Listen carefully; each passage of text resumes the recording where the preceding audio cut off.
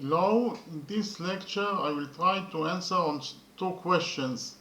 The first question is how the universe was created, and the second question is if the universe was created from nothing, then who created nothing?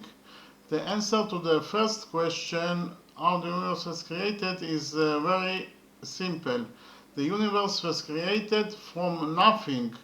Nothing is also defined as quantum fluctuations.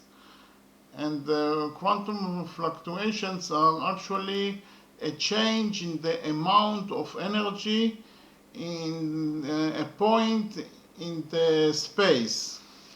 And from those changes in the energy, virtual particles can be created. And from those virtual particles, real particles can be created.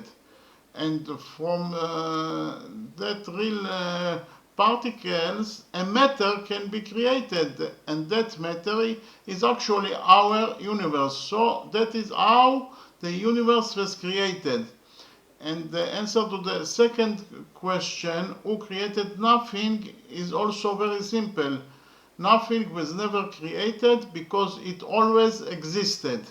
So I can summarize the short lecture and say that the universe was created from nothing or from quantum fluctuations, and that nothing or quantum fluctuations was never created because it always existed. Okay, thank you very much.